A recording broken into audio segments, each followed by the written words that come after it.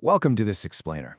Today, we're diving headfirst into what I like to call a massive psychological detective story. We're going back to a time when the human mind was basically completely uncharted territory, and the absolute pioneers who were first exploring it found themselves violently disagreeing about what they were actually finding in the dark. Let's kick things off with a question that gets right down to the core of our deepest, maybe even darkest behaviors. Think about it for a second. When you strip away all your civilized manners, your daily routines, all the rationalizations you tell yourself, what is the actual, fundamental engine driving your life?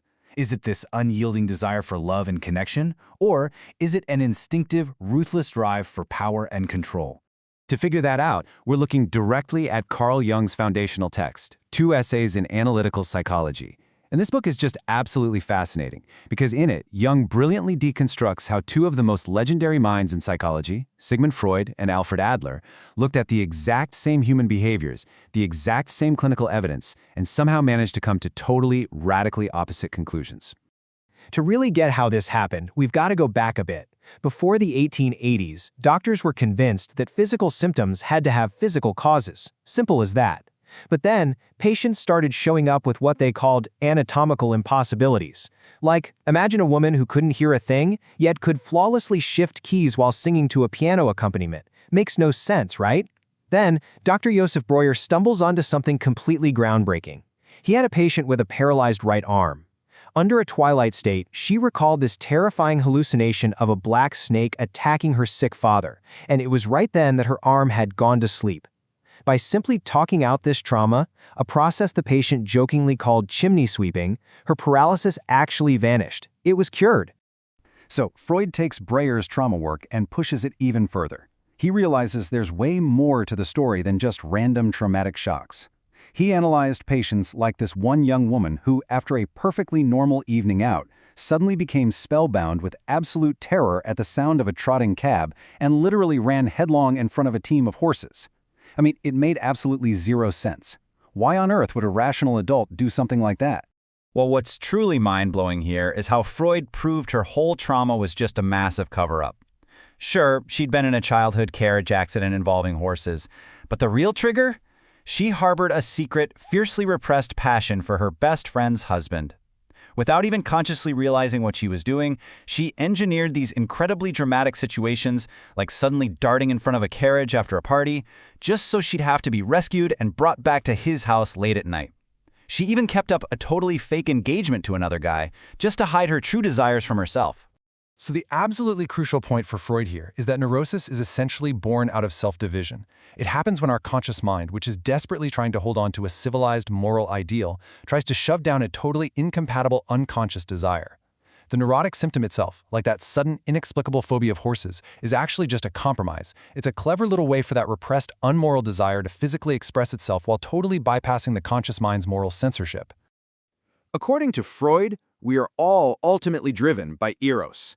Love, sexuality, desire, they form this mighty daemon that can completely overpower all our neat little civilized constraints. Freud firmly believed that right beneath our polite society surface, every single one of us is struggling with these primordial animal urges, and when we fail to properly integrate those urges with our higher spirit, well, that's when we get sick. Honestly, it all sounds incredibly convincing, right? The hidden passions, the repressed desires bursting out as crazy physical symptoms. But just as we think Freud has the whole human psyche figured out, his early disciple Alfred Adler steps in and totally pulls the rug right out from under us. Adler asks a pretty devastating question. What if all that love and passion was actually just a really clever disguise for something much, much more calculating? See, Adler looked at the exact same clinical evidence, the exact same neurotic behaviors, and argued that the driving force of humanity isn't sex or love at all. Not even close. Instead, it's the fundamental instinct for self-preservation and superiority. It is the will to power. Adler argued that patients aren't helpless victims of their past desires. They are actively using their symptoms to gain a tactical advantage in their present environment.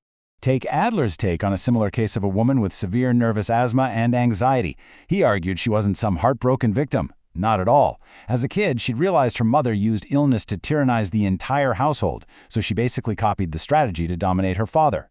Later on, she dropped a really handsome Italian suitor the literal minute he reminded her of his virility, simply because it threatened her sense of superiority. She even had an hysterical laughing fit at her father's funeral because she felt she was finally on top. To Adler, her asthma was just a brilliant, purposeful arrangement designed to force her environment, and later her straying husband, into absolute submission. It is wild to see how divergent these conclusions are. Freud sees a patient who is a tragic victim of repressed past desires, driven blindly by eros. But Adler? He looks at the exact same patient and sees a cunning mastermind, driven by the will to power, literally using illness as a weapon to achieve future dominance and ego supremacy. Freud's entire theory is all about the past causing the present. Adler's is all about the present manipulating the future. Which brings us to a pretty massive dilemma. How is it even humanly possible that two brilliant, highly observant doctors could look at the exact same patient and come up with theories that completely contradict one another? Well, Carl Jung, who worked closely with both of these guys, realized that neither theory was entirely wrong. Actually, they were both right. The problem was they were applying these narrow, reductive lenses universally. And the reason they did this? It all came down to the simple fact that Freud and Adler were fundamentally different types of human beings.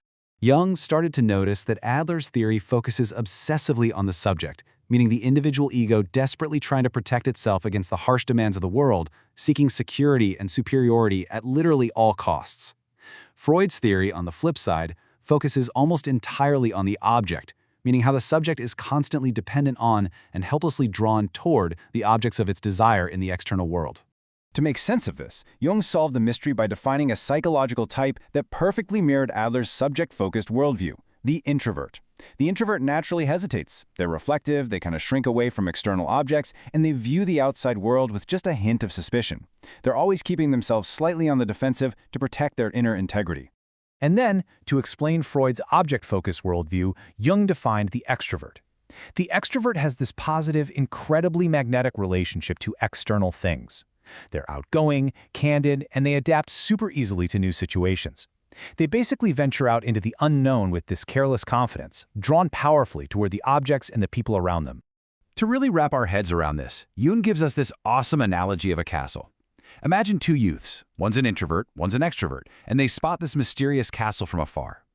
The extrovert instantly goes, "Let's go in," fully expecting some grand romantic adventure. The introvert hesitates, worrying about guards and trespassing fines, but reluctantly tags along. They finally get inside, and there are no knights, no buried treasure, just a dusty old room completely full of ancient manuscripts. And right there, the dynamic completely shifts. Because once they're inside that castle, their psychological types actually flip. The introvert sees these ancient manuscripts and becomes wildly enthusiastic. He totally loses his shyness, starts chatting up the caretaker, and becomes completely obsessed with the objects. He literally becomes extroverted. Meanwhile, the extrovert is deeply disappointed. There's no adventure here, he gets incredibly bored, gets moody, withdraws into his own subjective negativity, and just wants to leave. The extrovert has suddenly become introverted. What this reveals is that our conscious mind is constantly being counterbalanced by our unconscious shadow. It means that the loud extrovert secretly harbors a dormant, highly defensive introvert inside them. And the cautious introvert? They secretly harbor a passionate extrovert. Freud and Adler couldn't agree because they were both just projecting their own conscious psychological types onto their patients, completely ignoring the shadow side that exists in every single one of us.